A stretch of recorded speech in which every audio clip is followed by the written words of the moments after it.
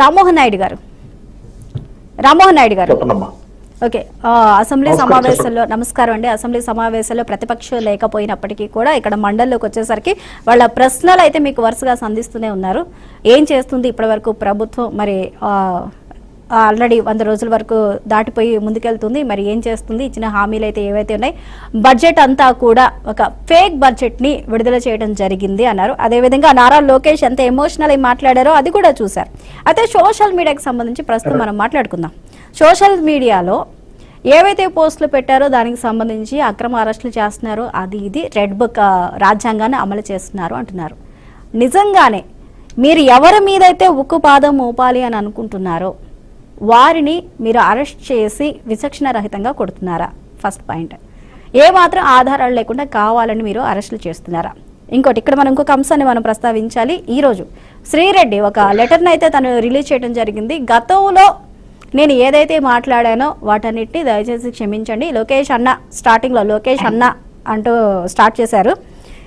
క్షమించండి అని. దీని వెనకాల వైసీపీ వారు ఉన్నారు, వారు కావాలనే నాతో మాట్లాడిపించారు. ఇప్పుడు నన్ను నిర్దాక్షిణ్యంగా వదిలేశారు, ఎవరు నా గురించి పట్టించుకోవట్లేదు, ఎలాంటి అధికార పోస్టులు కానీ నాకేమీ ఇవ్వలేదు. బట్ అన్యాయం అయిపోతుంది, మా ఇంట్లో పెళ్లి కావాల్సిన వాళ్ళు ఇంకా 3 ఉన్నారు కాబట్టి మమ్మల్ని దయచేసి వదిలేయండి. ఫ్యూచర్లో కూడా ఇలాంటి తప్పు నేను ఎప్పుడూ చేయను. భవిష్యత్తులో అదే పార్టీ మళ్ళీ అధికారంలోకి వచ్చినప్పటికీ కూడా నేను ఇదే స్టాండ్ మీద నేను నిలబడుతున్నట్టు కూడా ఒక స్టేట్మెంట్ ఇచ్చారు. అంటే ఏంటి? ఇప్పుడు సోషల్ మీడియాలో యాక్టివిస్టుల మీద మీరు ఉక్కుపాదం మోపుతున్నారా? చెప్పండి. అందరికీ నమస్కారం అండి. ప్యానల్ లో ఉన్న తోటి సభ్యులందరికీ నమస్కారం, అలాగే బీఆర్కే న్యూస్ చూస్తున్న ప్రజలందరికీ నా నమస్కారాలు. నమస్తే. ముఖ్యంగా ఒకటి గమనించాలండి, మేము ఎక్కడ కూడా సోషల్ మీడియాలో అరెస్టులు చేయాలనే ఆలోచన మాకైతే లేదండి. గతంలో ఎవరైతే తప్పు చేశారో, గతంలో తప్పు చేశారు, ఇప్పుడు మీరు శ్రీరెడ్డి గారు బయటకు వచ్చి చెప్తున్నారంటే గతంలో ఆవిడ తప్పు చేస్తుందని ఇండైరెక్ట్ గా ఆవిడ ఒప్పుకుంటుంది. అలాగే గతంలో ఎవరైతే అప్పటి ముఖ్యమంత్రి జగన్మోహన్ రెడ్డి, అంటే ఇక్కడ రామ్మోహన్ గారు శ్రీరెడ్డి ఇక్కడ తప్పు చేశాను అని ఒప్పుకోవట్లేదు, తప్పు చేసే విధంగా నన్ను ప్రోద్బలించారు, వెనకాల ప్రోత్సహించారు, దీని వెనక వీరున్నారంటూ నేమ్స్ కూడా మెన్షన్ చేశారు ఆవిడ. చెప్పండి. మేడం గారు మీరు ఇప్పుడు ఎవరో ఏదో చెప్తే చేసేది కాదండి. అది ఖచ్చితంగా ఆనాడు శ్రీరెడ్డి మాట్లాడిందంటే వెనక ఎవరు ధైర్యం చూసుకుని ఆనాడు శ్రీరెడ్డి గారు మాట్లాడాలనేది ఆవిడ విజ్ఞప్తిగా వదిలేస్తున్నారు. రెండోది, ఈ రాష్ట్రంలో చాలా మంది ఆనాడు చంద్రబాబు నాయుడు గారిని మార్ఫింగ్ ఫోటోస్ పెట్టి సోషల్ మీడియా వేదికగా తిట్టి ఆయన వయసుకు కూడా గౌరవించకుండా, గతంలో ఆయన ఎన్నో చేసిన అనుభవం ఉంది, ఆనాడు ఆయనకి ఆ వయసుకు కూడా గౌరవించకుండా ఆనాడు ఆయన తిట్టిన చరిత్ర మనందరం చూసాం. అలాగే అసెంబ్లీ వేదిక సాక్షిగా మరి ఆనాడు ఉన్న మంత్రులు కానీ ముఖ్యమంత్రులు కానీ ఆనాడు మరి స్వయాన చంద్రబాబు నాయుడు గారి సతీమణిని ఆనాడు భువనేశ్వరమ్మను కానీ అలాగే నారా లోకేష్ గానీ అసెంబ్లీ సాక్షిగా కామెంట్లు చేసిన విషయం మనందరం మర్చిపోయామా అని అడుగుతున్నా. ఈరోజు జగన్మోహన్ రెడ్డి ప్రతిపక్ష హోదా అడుగుతున్నాడు తప్ప పులివెందుల్లో అంతమంది గెలిపి ఓట్లు వేశారని చెప్పుకుంటారు కదా గొప్పగా, ఆయనకి ఎందుకు ధైర్యం సరిపోవట్లేదు అసెంబ్లీకి రావడానికి అని అడుగుతున్నారు సూటుగా.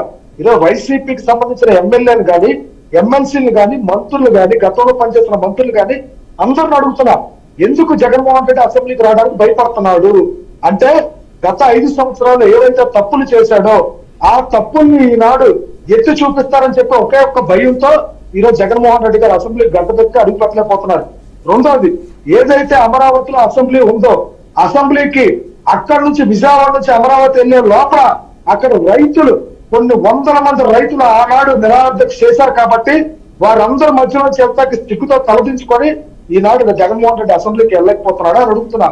ఈ రోజు ధైర్యం ఉంటే ఒక ప్రజా ప్రతిపక్ష నేతగా, లేకపోతే ప్రజలు ఎన్నుకున్న ఒక ఎమ్మెల్యేగా, లేకపోతే గతంలో చేసిన సీఎం గా ఈనాడు ఎందుకు అసెంబ్లీకి వెళ్ళి, సరే చంద్రబాబు నాయుడు గారు తప్పు చేస్తే బడ్జెట్ లో తప్పులు ఉంటే ఫలానా బడ్జెట్ లో తప్పులు ఉన్నాయని ఎందుకు ప్రశ్నించలేకపోతున్నారు అడుగుతున్నా. ఈ రోజు కానీ రామ్మోహన్ నాయుడు గారు ప్రశ్నించట్లేదు మీరు అంటున్నారు, కానీ జగన్మోహన్ రెడ్డి ప్రశ్నించారు. ప్రెస్ మీట్ పెట్టి ఇక కేవలం సంవత్సరం ముగించే ముందు ఇలాంటి బడ్జెట్ ప్రవేశపెట్టారు, ఇదంతా కూడా ఫేక్ అంటూ కూడా ఆయన మాట్లాడారు. ప్రెస్ మీట్ పెట్టి మాట్లాడారు ఆయన. మేడం అదే చెప్తున్నా, ఫేక్ అని ఆయన ఎలా చెప్తారు మేడం? 3,000 రూపాయల పెన్షన్, 2,000 రూపాయలు ఉన్న పెన్షన్ 3,000 చేయడానికి 5 సంవత్సరాలు పట్టిన ఈ జగన్మోహన్ రెడ్డి తెలుగుదేశం పార్టీని చంద్రబాబు నాయుడు గారిని ప్రశ్నించే దమ్ము ఉందా? ఒక అనుభవజ్ఞుడు, ప్రపంచ రాజకీయ చరిత్రలో ఒక గొప్ప వ్యక్తి, ఈ రోజు రాష్ట్ర ముఖ్యమంత్రి అందరిలో కూడా నెంబర్ 1 స్థానం తీసుకొచ్చుకుని చంద్రబాబు నాయుడు గారిని ప్రశ్నించే దమ్ము తనకుందా? ఆనాడున్న మంత్రులు, ఆనాడున్న ఎమ్మెల్యేలు ఏనాడైనా ఒక పెట్టుబడి ఈ రాష్ట్రానికి తీసుకొచ్చిన దమ్ము ఆనాడు వైసీపీ పార్టీలు ఎవరైనా చేశారా? ఈనాడు నారా లోకేష్ అమెరికా వెళ్ళొస్తే కొన్ని లక్షల కోట్ల రూపాయలు ఈరోజు పెట్టుబడులు ఆంధ్రప్రదేశ్ వైపు చూస్తున్నారంటే that's call of only for Nara Lokesh. ఈ రోజు ఆయన ఎక్కడో బయట కూర్చొని మాట్లాడవేంటని అడుగుతున్నా. ఈ రోజు ఆయన అసెంబ్లీకి వచ్చి ఒక రాష్ట్ర ముఖ్యమంత్రిగా, గతంలో పనిచేసిన ఒక రాష్ట్ర ముఖ్యమంత్రిగా, ఈనాడు ఒక ఎమ్మెల్యేగా ఈరోజు అసెంబ్లీకి వచ్చి ప్రశ్నించమని అడుగుతున్నాను. కానీ రామ్మోహన్ గారు అసెంబ్లీ సెషన్స్ స్టార్ట్ అయిన దగ్గర నుంచి కూడా ప్రతిపక్షం అనేది అసెంబ్లీకి రావాలి, హౌస్ లో వారు ఉండాలి, ప్రజా సమస్యల గురించి వారు మాట్లాడాలి అన్నట్లు మీరు ఆహ్వానిస్తున్నారు. కాకపోతే ఇక్కడ ప్రతిపక్ష హోదా అంటూ ఆయన ఒక కండిషన్ అనేది అక్కడ పెట్టారు. మీరేమంటున్నారు? అక్కడ జరిగే గతంలో 5 సంవత్సరాల్లో జరిగిన అవకతవకల్ని ప్రస్తావించవలసి వస్తుంది కాబట్టి ఆయన రావట్లేదు అంటున్నారు. కానీ ప్రతిపక్ష హోదా ఇస్తే వస్తాను అంటున్నారు. మరి కొన్ని సందర్భాల్లో ప్రతిపక్ష హోదా ఇచ్చే అవకాశాలు ఎగ్జామ్షన్స్ ఉన్నాయంటున్నారు. ఒకసారి ఇచ్చి చూసి ఆయన మాట్లాడతారో లేదో అని మీరు చూడొచ్చు కదా, ఆయన వస్తారో లేదో అన్నది కూడా మీరు చూడొచ్చు కదా. ఆ ఎగ్జామ్షన్ అనేది ఎందుకు మీరు వాడుకోవడం లేదు? ప్రతిపక్షం నిజంగా హౌస్ లో ఉండాలి అని అనుకున్నప్పుడు చెప్పండి. నేను అడిగిన మాట ఈ రోజు జగన్మోహన్ రెడ్డి గారు ప్రతిపక్ష హోదా ఎందుకు అడుగుతున్నారని నేను అడుగుతున్నా. ఈ రోజు ఈ 5 కోట్ల మంది చీకొట్టి 10 సీట్లకు మాత్రమే పరిమితం చేసిన వైఎస్ జగన్మోహన్ రెడ్డి ఎందుకు ప్రతిపక్ష హోదా అడుగుతున్నాడు? ఓకే, అడిగాడు అనుకుందాం. కానీ ఒక ఎమ్మెల్యేగా శాసనసభకు వచ్చి ఎందుకు తెలుగుదేశం పార్టీ తప్పులు చేస్తే ఎందుకు ప్రశ్నించలేకపోతున్నాడు? అంటే గతంలో ఏదైతే జగన్మోహన్ రెడ్డి గారు తప్పులు చేశాడో ఆ తప్పులు ఈనాడు ఎత్తు చూపుతారని భయపడి శాసనసభకు రాలేకపోతున్నారు అడుగుతున్నా. ఈ రోజు బొత్స సత్యనారాయణ మాట్లాడుతున్నాడు ఈ రోజు లోకేష్ ని. అదే బొత్స సత్యనారాయణ ఆనాడు నారా భువనేశ్వర కామెంట్ చేసినప్పుడు ఎందుకు ప్రశ్నించలేదని అడుగుతున్నా. అప్పుడున్న ఎమ్మెల్యేలు, మంత్రులు ఎందుకు అడగలేదని అడుగుతున్నా. అంటే మీ దాకా వస్తే ఒక న్యాయం, పక్కనకు వస్తే ఒక న్యాయమా? ఇది కరెక్ట్ అని అడుగుతున్నా. ఈ రోజు ఒక ఆలోచన చెయ్యాలి. ఎవరు ఎన్ని చెప్పినా తెలుగుదేశం పార్టీ ఏవైతే హామీలు, సూపర్ 6 పథకాలు ఏవైతే ఇచ్చామో ఖచ్చితంగా ఒక్కొక్క పథకాన్ని పూర్తి చేసే విధంగా ఈ రోజు కార్యాచరణ చేస్తున్నాం. గతంలో 3,000 రూపాయలు ఇవ్వడానికి 5 సంవత్సరాలు పట్టిన ఈ జగన్మోహన్ రెడ్డి వచ్చిన